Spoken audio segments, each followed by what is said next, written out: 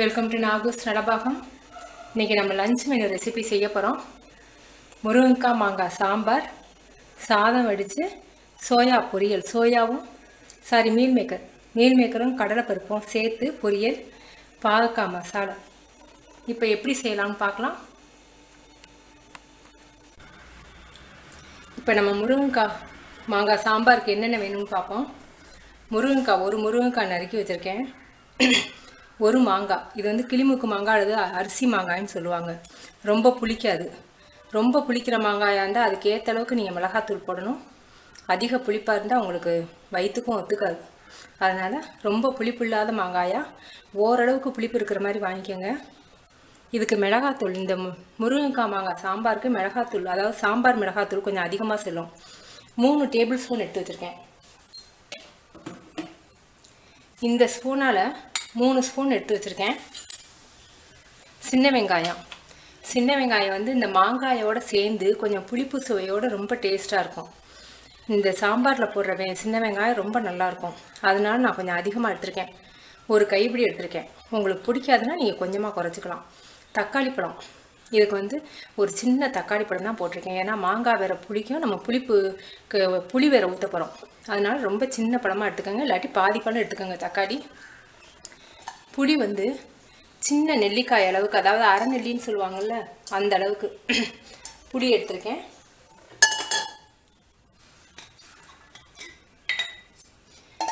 புளியை நம்ம ஊற வச்சுக்குவோம்.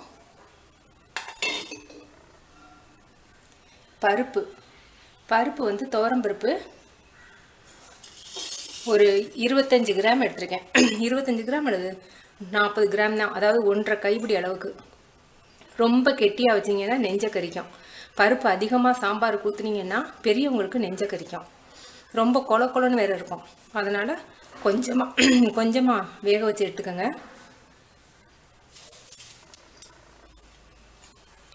தாளிக்கிறதுக்கு சீரகம் 1/2 ஸ்பூன், கடுகு 1/4 ஸ்பூன், பெருங்காயம் கொஞ்சம், கருவேப்பிலை,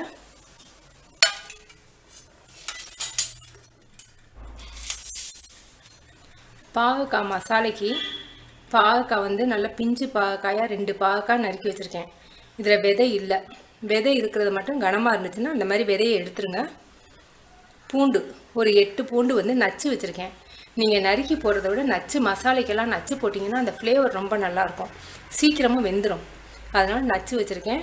பெரிய வெங்காயம், இதுக்கு பெரிய வெங்காயம் தான் நல்லாயிருக்கும். சின்ன வெங்காயம் போட்டிங்கன்னா இந்த உரப்போடு சேர்த்து கசப்போடு சேர்த்து அது வேறு உரப்பு அதிகமாக இருக்கும். கொஞ்சம் இனிப்பு சுவையோடு இருக்கணும்னா பெரிய வெங்காயம் தான் நல்லாயிருக்கும். ஒரு தக்காளி பழம் நல்ல பெரிய பழமாக போட்டுக்கோங்க. ஏன்னா கசப்பை வந்து நம்ம சரி பண்ணணும்னா உரப்பும் புளிப்பும் கொஞ்சம் அதிகமாக இருக்கணும். இது வந்து மிளகாத்தூள், தனி மிளகாத்தூள் 1 டேபிள் ஸ்பூன், சோம்பு 3/4 டேபிள் ஸ்பூன், மல்லி 1.5 டேபிள் ஸ்பூன், மஞ்சத்தூள் 1/4 ஸ்பூன். இப்போ எப்படி செய்யலாம்னு பார்க்கலாம்.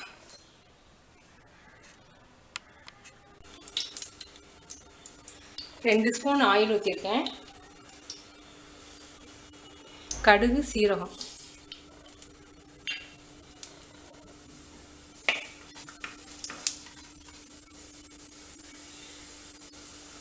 பெருங்காயம்,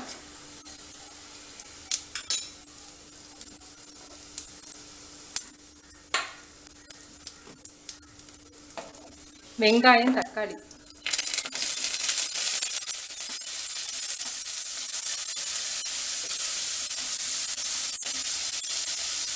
வெங்காயம் தக்காளி கொஞ்சம் வதங்கட்டும்.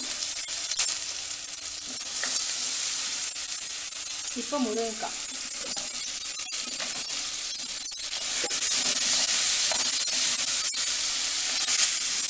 முருங்கைக்காயும் மாங்காயும் சேர்த்து போட்டு வேக விட்டீங்கன்னா மாங்காய் ரொம்ப குழஞ்சி போயிடும், முருங்கைக்காய் வேகாமல் இருக்கும். அதனால் கொஞ்சம் முருங்கைக்காயை வேக விட்டுக்கிட்டா அப்புறம் தான் நம்ம வந்து மாங்காயை போடணும்.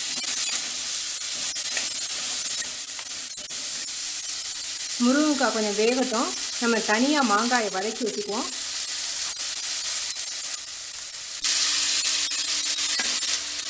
ஆயில் வந்து 1/2 ஸ்பூன் ஆயில் ஊற்றிருக்கேன். மாங்காயை வதக்குனா தான் மாங்காய் வந்து நல்லாவும் இருக்கும், குழஞ்சி போகாமல் இருக்கும்.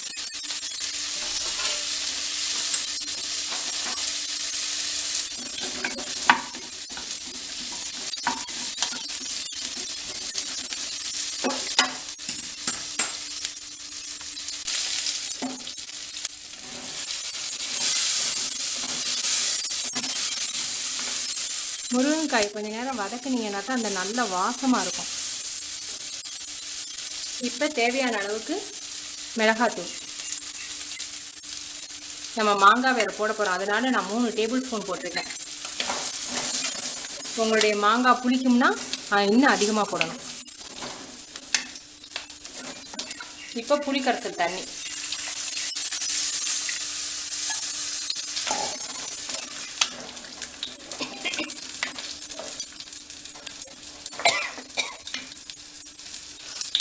தேவையான அளவுக்கு உப்பு சேர்த்துருவோம்.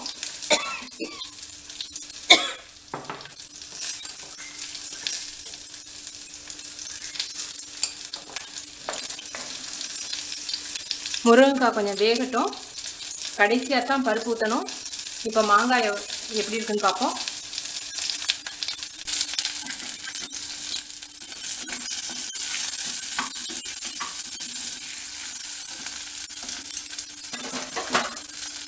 மாங்காய் வதக்காமல் போட்டோம்னா நம்ம சாப்பிடும்போது கரண்டியை விட்டு காயை எடுக்கும் போதே உங்களுக்கு மாங்காய் குழஞ்சி போயிடும். தனியாக சாப்பிடாம குழம்போடு சேர்ந்து கெட்டியாக கூழ் மாதிரி போயிடும்.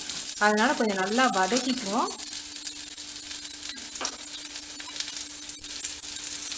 மாங்காய் வதக்கும் போது அந்த மாங்காயோட ஃப்ளேவர் வரும். அப்போ நீங்கள் அமர்த்திடலாம். கலர் மாறணுங்கிறது இல்லை.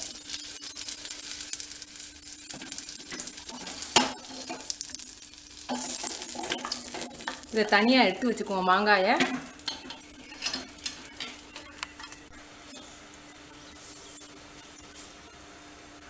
நம்ம தனியாக எடுத்து வச்சுருக்கோம். முருங்கைக்காயை வேக விட்டுருக்கோம். முருங்கைக்காய் வந்து 3/4 பதத்துக்கு வெந்த பிறகு தான் நம்ம மாங்காயை போடணும். இப்போ மாங்காய் போடக்கூடாது. பருப்பு தண்ணி இப்போ ஊற்ற வேண்டாம். முருங்கைக்காய் வேகட்டும். நல்லா வெந்த பிறகு நம்ம மாங்காயை சேர்ப்போம். இப்போ பாகக்காய் மசாலா எப்படி பண்ணுறதுன்னு பார்ப்போம். அதுக்கு முன்னாடி முருங்கைக்காய் நல்லா வெந்துக்கிட்டு இருக்கு, வேகட்டும். எண்ணெய் 1.5 ஸ்பூன் ஊற்றிருக்கேன். அதில் பாகக்காயை முதல்ல வறுத்துக்குவோம். எதுக்காக பாகக்காயை எண்ணெயில் வதக்கிறோம்னு சொன்னால் அந்த கசப்பு தன்மை குறையும். பாகக்காயை வேக வச்சு தண்ணியை கீழே ஊற்றிடாதீங்க. அது ரொம்ப சத்து போயிடும்.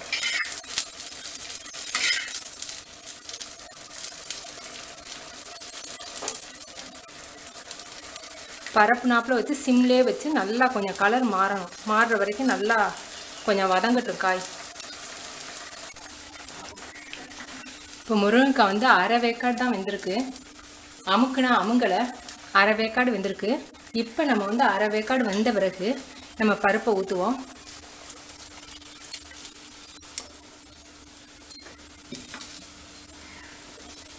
பருப்பு 2 கைப்பிடி அளவுக்கு வேக வச்சேன். 1 கைப்பிடி அளவுக்கு நான் இப்போ ஊற்றியிருக்கேன். அப்புறம் வேணும்னா நம்ம ஊற்றிக்கலாம். இப்போ நல்லா கொதிக்கட்டும். எதுக்காக இப்போ பருப்பை ஊற்றுறோம்னா பருப்பும் சேர்ந்து நல்லா மசிஞ்சு நல்லாயிருக்கும். பருப்பை நம்ம கடைசியாக மாங்காய் போட புகையில் போட்டோம்னா முருங்கைக்காய் ரொம்ப புளிப்பு சுவையோடு இருக்கும் டேஸ்ட்டு. அதனால் இப்போயே நம்ம பருப்பை போட்டுருவோம். பருப்போடு சேர்த்து முருங்கைக்காய் நல்லா வேகட்டும்.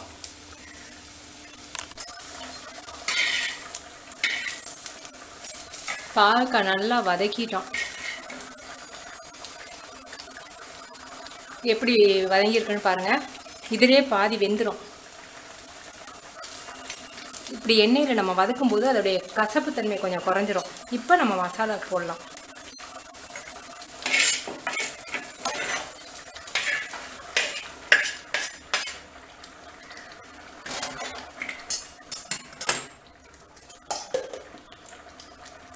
நல்லெண்ணெய் ஊற்றுறேன். பாகக்காய்க்கு அந்த கசப்புக்கு நல்லெண்ணெய் ரொம்ப நல்லாயிருக்கும். அந்த ஃப்ளேவரும் நல்லாயிருக்கும். ஒரு 2 டேபிள் ஸ்பூன் அளவுக்கு ஊற்றிக்கங்க. அடுப்பை குறைச்சி வச்சுருக்கோம். சட்டி தான் காயுது. மண் சட்டி தான் ரொம்ப சூடாக இருக்குது. எண்ணெய் சூடாகட்டும். இப்போ மசாலைக்கு சீரகம் 1/4 ஸ்பூனும் உளுந்து 1/4 ஸ்பூனும் போடுறேன். சோம்பு போட்டிங்கன்னா நல்லாயிருக்கும். நம்ம சோம்பு பவுடர் வேறு நம்ம போட போகிறதுனால ரொம்ப ஃப்ளேவர் வேண்டாம்னு சீரகமும் உளுந்தும் போடுறேன்.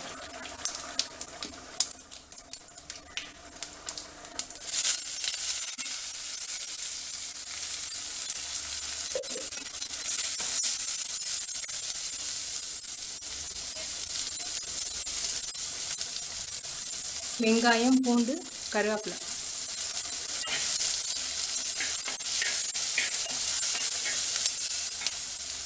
கொஞ்சம் வதங்கட்டும்.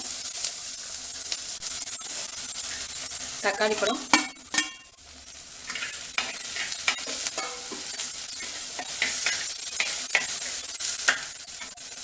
தக்காளி நல்லா வதங்கட்டும்.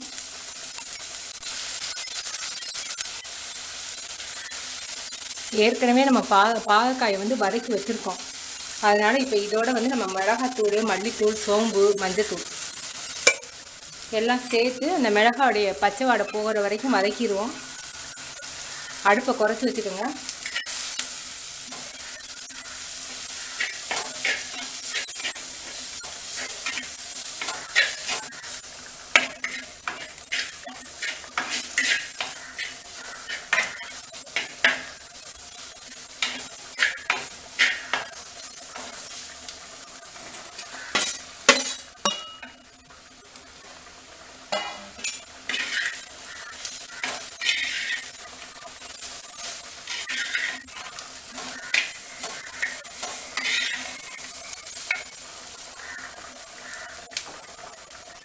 தேவையான அளவுக்கு உப்பு சேர்த்துருவோம்.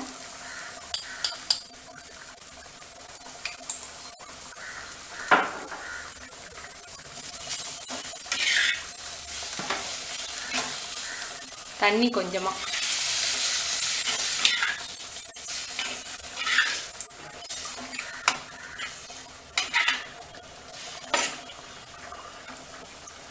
ஒரு அரை டம்ளர் தண்ணி ஊற்றுனீங்கன்னா போதும்.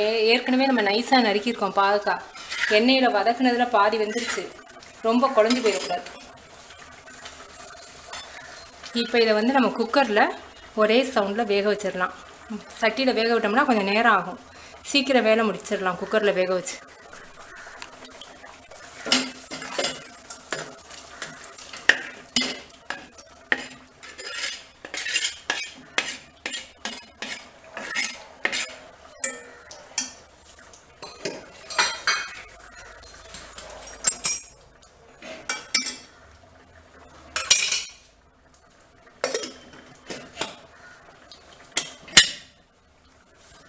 ஒரு சவுண்டில் அமர்த்திடுவோம். இப்போ முருங்கைக்காய் நல்லா வெந்துருச்சு பாருங்கள். வெந்துருச்சு. இப்போ நம்ம என்ன பண்ண போகிறோம், மாங்காயை வந்து அதோட சேர்க்க போகிறோம். மாங்காய் நம்ம வதக்கி வச்சுருக்கிறதுனால நல்லா வாசமாக நல்லா இருக்குது. இதையும் சேர்த்து ஒரு கொதி விட்டோம்னா அமர்த்திட வேண்டியதுதான். நான் வந்து சாம்பார் பொடி நம்ம ரெசிப்பியில் போட்டிருக்கேன். குழம்பு பொடி, சாம்பார் பொடின்னு போட்டிருக்கேன். அந்த பவுடர் தான் நான் இப்போ சேர்த்துருக்கேன் குழம்புல. இப்போ நீங்கள் வந்து உரப்பு பத்தலை, மாங்காய் சேர்த்த பிறகு உரப்பு பத்தலைன்னா இனிமேல் நீங்கள் மிளகாத்தூள் போட்டிங்கன்னா பச்சை வாடை வரும். அதனால் இட்லி சாம்பார் பொடின்னு நான் அரைச்சிருக்கேன் நம்ம ரெசிப்பியில். அந்த இட்லி சாம்பார் பொடியை வந்து நீங்கள் மேலாக தூவி விட்டுக்கலாம். கடைசியாக இறக்கும்போது நீங்கள் போட்டிங்கன்னா அது வந்து உங்களுக்கு பச்சை வாடை வராது.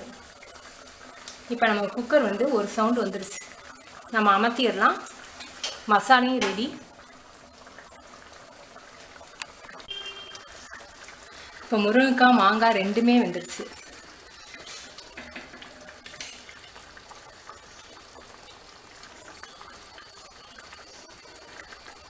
நல்லா வந்துடுச்சு. மாங்காயும் வெந்தது உங்களுக்கு தெரியுதுல்ல.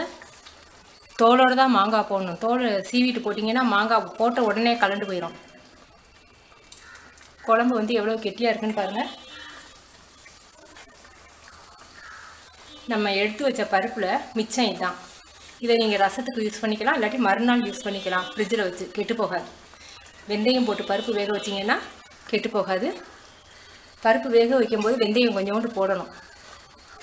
இப்போ புளிக்குழம்புக்கு, அதாவது இது புளிக்குழம்பு இல்லை, நம்ம சாம்பார் தான் வச்சுருக்கோம். புளிப்பு வந்து மாங்காய் சேர்த்துருக்கோம் இல்லையா, அதனால கொஞ்சம் வெல்லம் சேர்த்திங்கன்னா தான் நல்லாயிருக்கும். அதிகமான புளிப்பு உடம்பு கெடுதல். அசிடிட்டி ஃபார்ம் ஆகி புளிப்பு ஏப்பமாக வரும். பெரியவங்களுக்கு செரிமானம் ஆகாது. அதனால் கொஞ்சம் வெல்லம் சேர்க்கணும். வெல்லம் சேர்த்திங்கன்னா ருசியும் கூடுதலாக இருக்கும், உடம்புக்கும் நல்லது. கொஞ்சமாக சேர்த்து டேஸ்ட்டு பார்த்துக்கிட்டு அப்புறம் நீங்கள் மறுபடியும் போடுங்க. அந்த உரப்பு, புளிப்பு, இனிப்பு சேரும்போது குழம்பு நல்லாயிருக்கும். சூப்பராக இருக்குது. மல்லித்தலை கொஞ்சம். குழம்பு ரெடி ஆயிடுச்சு. நமக்கு இன்னும் சோயா பொரியல் தான் இருக்குது. பாவக்காய் மசாலா குக்கர் ஆறின பிறகு நம்ம எடுத்துடலாம்.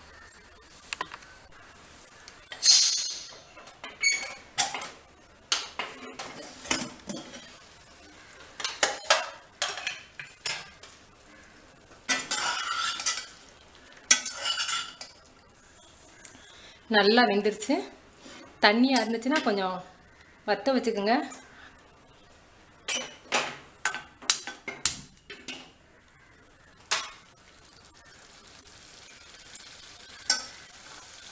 கொஞ்சம் உப்பு பத்தலை, உப்பு கொஞ்சமாக போட்டுக்குவோம்.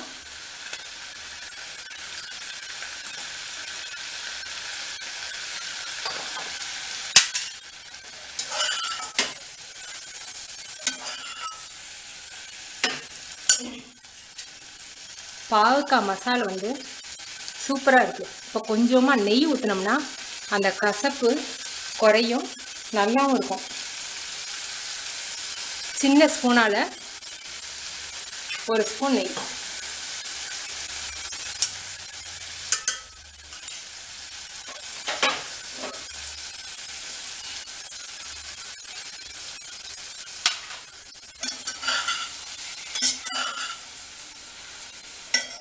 மசாலையும் ரெடி. இப்போ பொரியல் மட்டும் எப்படி செய்யுதுன்னு உங்களுக்கு காமிக்கிறேன். இப்போ சோயா பொரியலுக்கு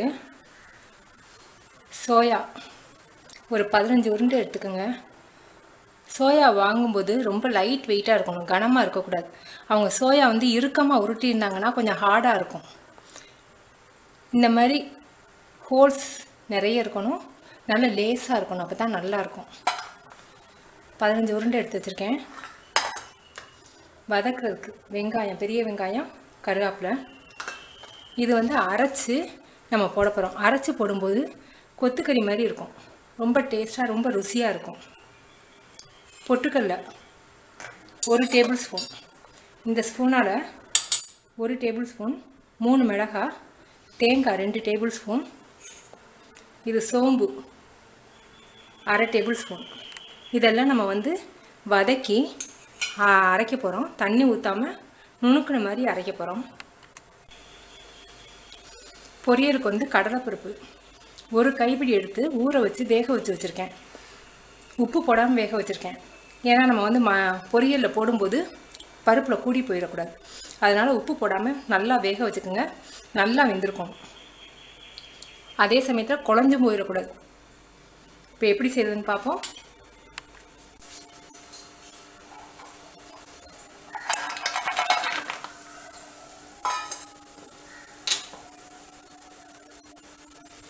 உப்பு அரை உப்பாக போடுவோம். பொரியலில் போடும்போது கூடி போயிடக்கூடாது. இது நம்ம உப்பு போடாமல் வேக வச்சோம்னா சவச்சவன்னு இருக்கும். அதனால் நல்லா உப்பு போட்டு பாதி உப்பாக போட்டு நல்லா வேக வச்சு எடுத்துருவோம்.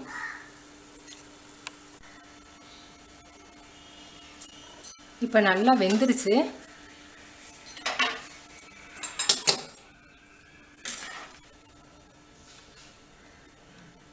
இதை நல்லா இருத்துட்டு தண்ணியை இருக்க புழிஞ்சிடணும். தண்ணியோடு போட்டோம்னா அது மசாலா மாதிரி போயிடும், பொரியல் மாதிரி இருக்காது. ஆற விட்டு புழிஞ்சிடுவோம். இப்போ எடுத்துருவோம். இப்போ உலைய வச்சுருவோம்.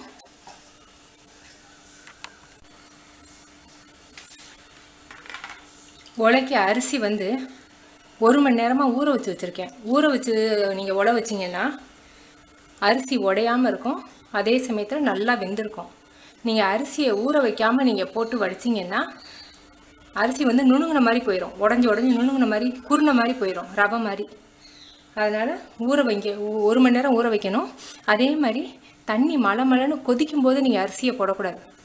லேசான சூடு பபுள்ஸ் லேசாக வரும்போது நீங்கள் போடணும். மலன்னு கொதித்த பிறகு நீங்கள் போட்டிங்கனாலும் அரிசி நுணுங்கி போயிடும்.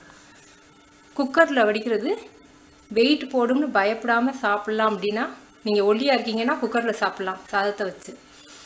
வெயிட்டாக இருக்கிறவங்க கண்டிப்பாக சாதம் வந்து இந்த மாதிரி பானையில் தான் வடிக்கணும். குக்கரில் வச்சு சாப்பிட்டிங்கன்னா வெயிட் இன்னும் கூடும். கொஞ்சம் சூடு வரவும் அரிசியை போடுவோம். இப்போ தண்ணி சூடாகிடுச்சு, நம்ம அரிசியை போடலாம். ரொம்ப கொதிக்கலை, பபுள்ஸ் தான் வந்திருக்கு.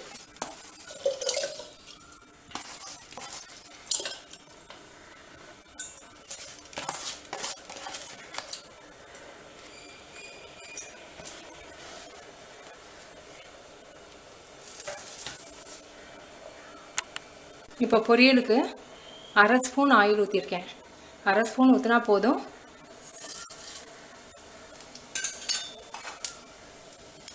மிளகாய்,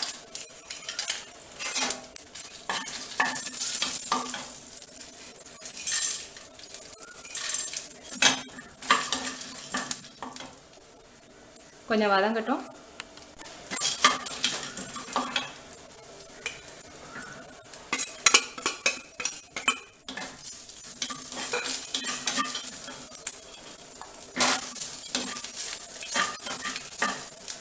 அந்த தேங்காயோட வாசம் வரவும் நீங்கள் அமர்த்திடலாம். அமர்த்திடுவோம். இதை மிக்சியில் அரைச்சிடுவோம்.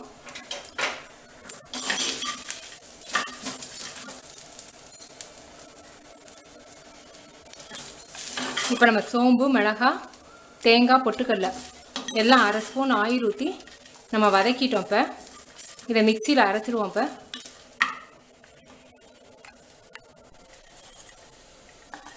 நம்ம வதக்கின தேங்காய், பொட்டுக்கடலை, சோம்பு, மிளகாய் தண்ணி ஊற்றாமல் நுணுக்குன மாதிரி அரைங்க.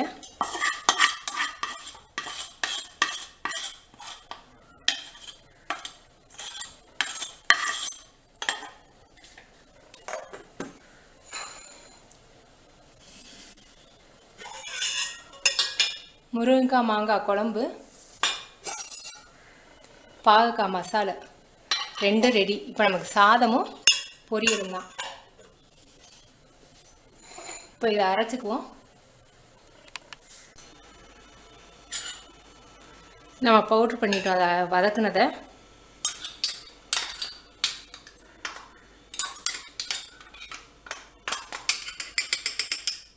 மட்டன் கொத்துக்கறி பண்ணுறோம் இல்லையா, அதே மாதிரி டேஸ்ட்டும் நல்லாயிருக்கும். இப்போ பவுட்ரு ரெடி. இப்போ இதை வந்து இருக்க தண்ணியை புழிஞ்சு விட்ருங்க. புழிஞ்சு விட்டு இதை ரொம்ப நைஸாக அரைச்சிடக்கூடாது. வைப்பரில் போட்டு ஒரு செகண்ட் நுணுக்கி எடுத்துடணும். தண்ணி இல்லாமல் பார்த்துக்குங்க.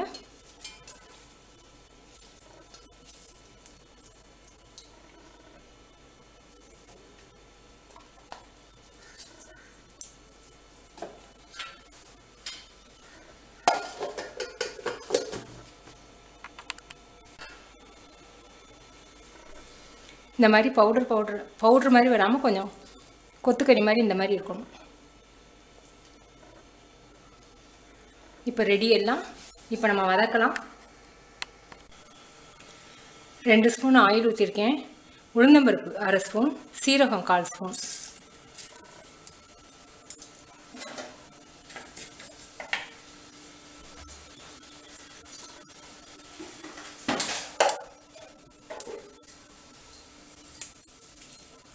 வரமிளகாய் 1, வெங்காயம், கருவேப்பிலை,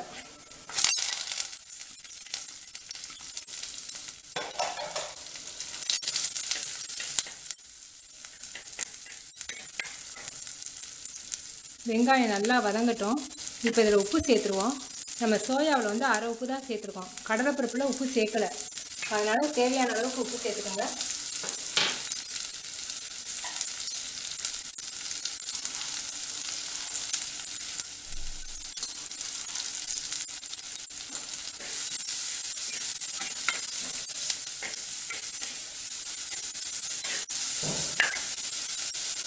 இப்போ நம்ம அரைச்சதுக்கு வந்து 3 மிளகாய் போட்டிருக்கோம். பொட்டுக்கடலை, தேங்காயெல்லாம் போட்டதுனால உரப்பு பத்தாது. கொஞ்சம் ரெட் சில்லி பவுடர் போட்டிங்கன்னா கலர்ஃபுல்லாகவும் இருக்கும், டேஸ்ட்டாகவும் இருக்கும். ரெட் சில்லி அரை ஸ்பூன்,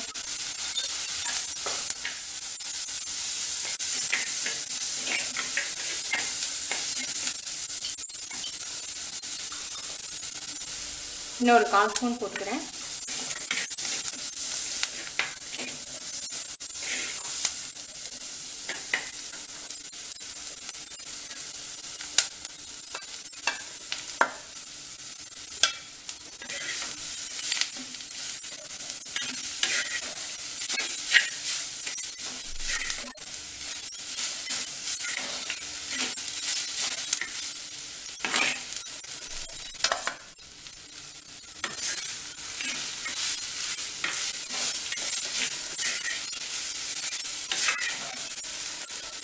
கடலைப்பருப்பு,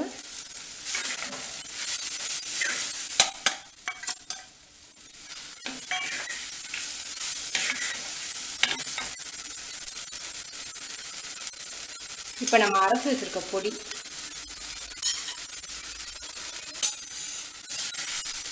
பொடி ஒன்று சேர்ந்து போயிடாமல் கொஞ்சம் கொஞ்சமாக போட்டு கிண்டிக்கணும். மொத்தமாக போட்டிங்கன்னா கட்டிப்பட்டு போயிடும்.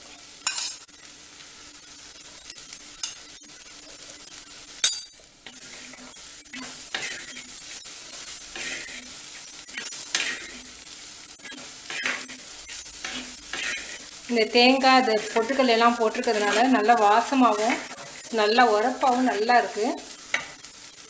குழந்தைங்களுக்கு வந்து இது மீல் மேக்கர்னு தெரியாது.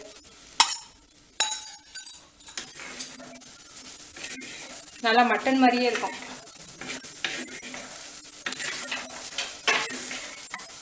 பொரியலும் ரெடி ஆயிடுச்சு. உப்பெல்லாம் போதுமானு பார்த்துக்கோங்க. பத்தாட்டி இப்போ திரும்ப போட்டுக்கலாம்.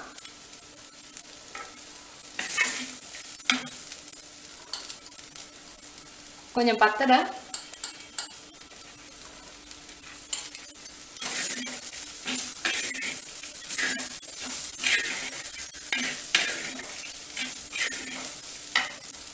பொரியல் சூப்பராக இருக்குது. சாதம் எப்படி இருக்குன்னு பார்ப்போம்.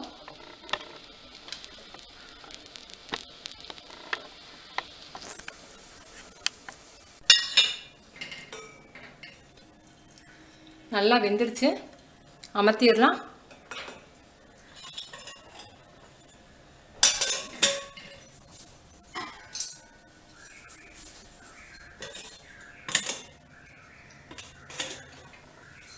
சமையல் முடிஞ்சிருச்சு நமக்கு.